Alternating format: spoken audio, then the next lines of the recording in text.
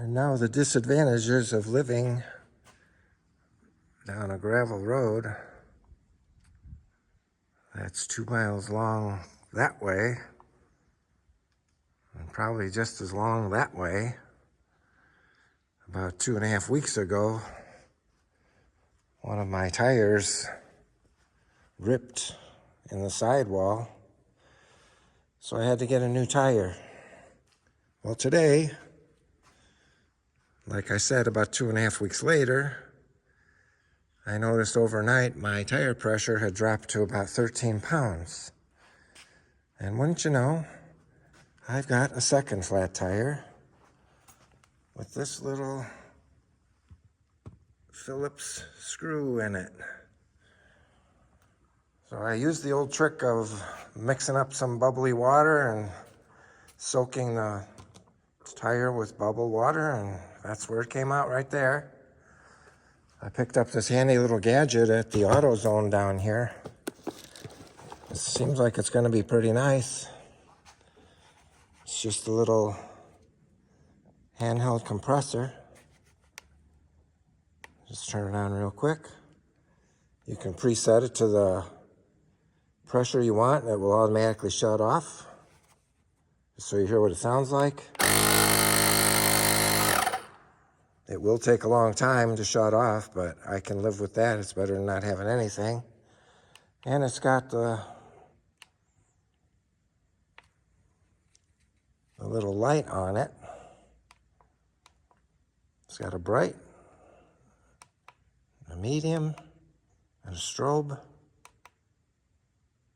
faster strobe.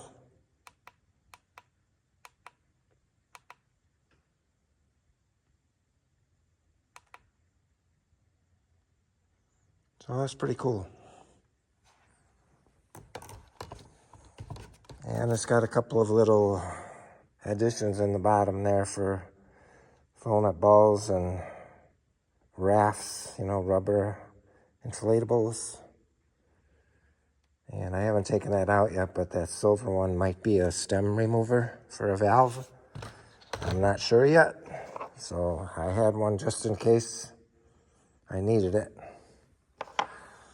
So I got my little Dremel Impact, the extension and Phillips head on it, and I'm hoping I can get into this screw and try to back it out of there.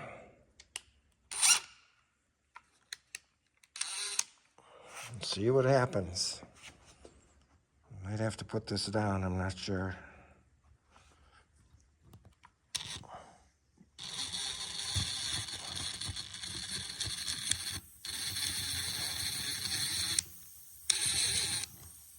I'm always concerned about these workers here because they're totally careless when it comes down to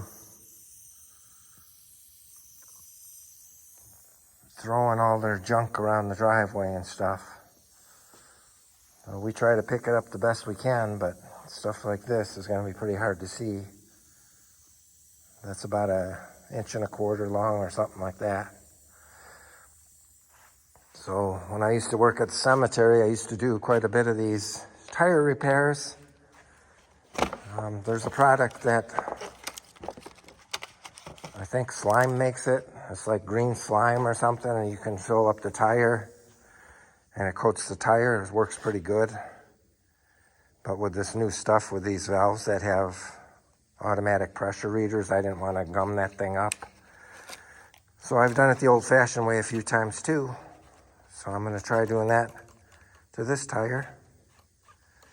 So I'll get back to you when I'm ready. I want to show you real quick how nice the bubbly solution works. This is just what I already put on there. So it makes it pretty easy to find a hole when you need to.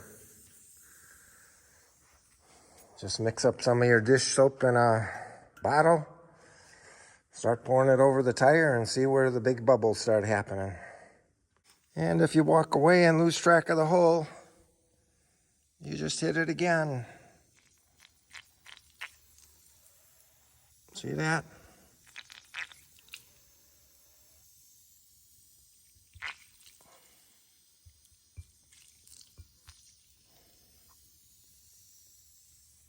It shows up pretty good. The first thing I have, it's like a little rasping tool. Now, I didn't push it all the way in. I just stuck it in there to mark my spot because I gotta undo the valve stem to let all the air out of this thing. So that will be the next step, pulling the valve stem out. The core of it anyway. Okay, I've got my trusty valve stem tool.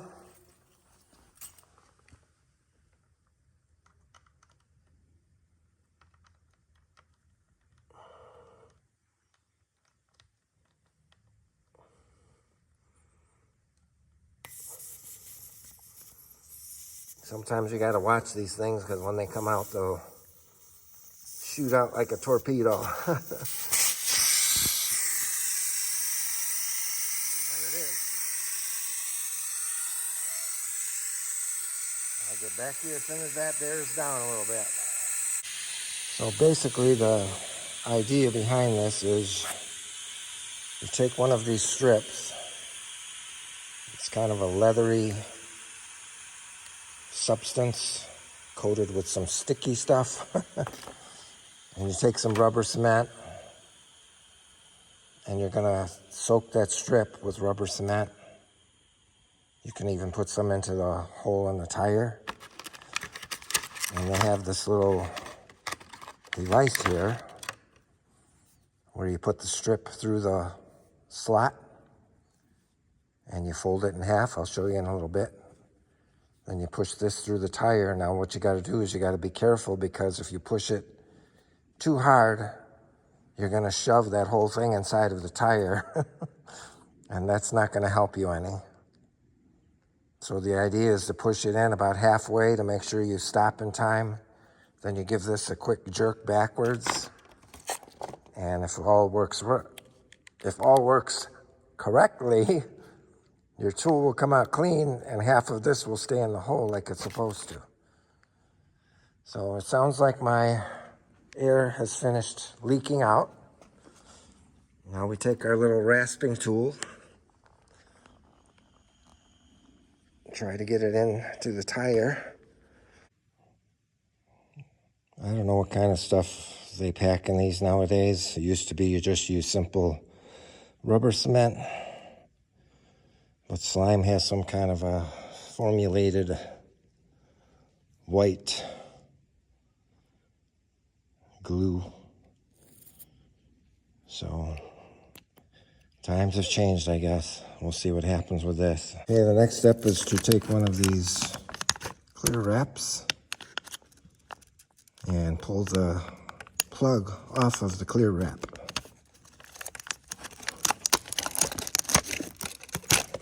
Just like that. And we're gonna grab our tool.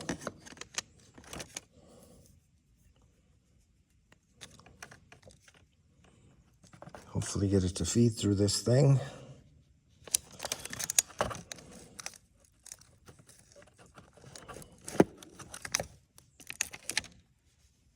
Probably gonna need 2 hands. So there's 2 sizes of that stuff, a narrow one, thicker one. This is a pretty good size hole, so I chose the thicker size plug. So now I just gotta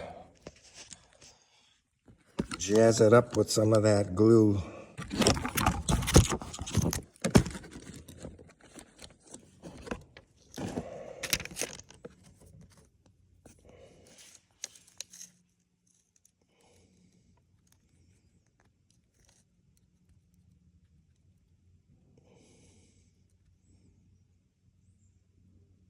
And flip it over and do the other side.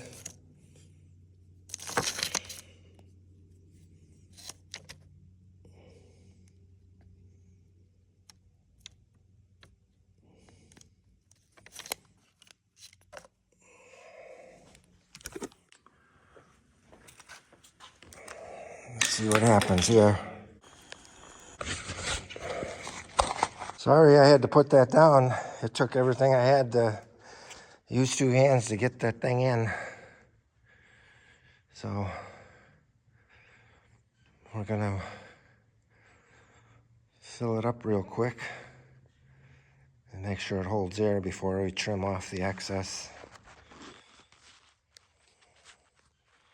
That's the other thing, you got to try to make sure you trim it as close as you can to the tire so that there's no pressure on it when the tire is hitting the road to knock it back out. So let me get the little compressor and get her hooked up. You're going to see how well the little portable compressor works. We're up to 8 pounds. It's probably like a 10 or 15 minute task, I would think, to get 40. I think 40 is the max to put in these, so I just set it to shut off at 40. I don't see any signs of bubbles or anything at this time.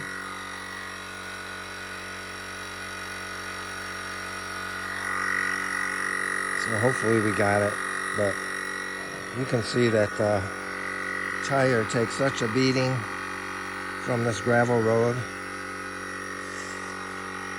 There's a nice slice there.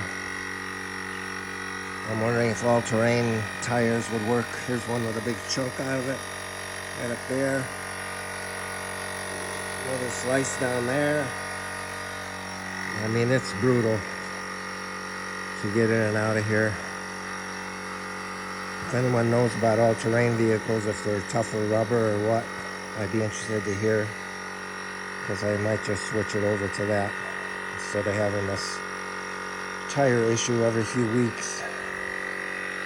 Of course, this one was a screw, so that probably would go through anything, but there's another nice slice there. So yeah, okay, we're up to 12 pounds. I think I started at 8 when I started this part. So we'll catch up with you in a minute. For anyone wondering, that compressor is a Noco. I paid about 69 bucks for it without tax.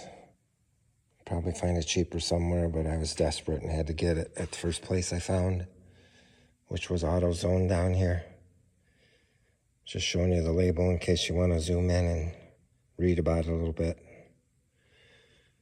So it's on the charger right now. I did as much inflating as I could with it right out of the box, but it was already down to like 2 bars left when I took it out. So we'll see how long it lasts on a full charge later. That's it.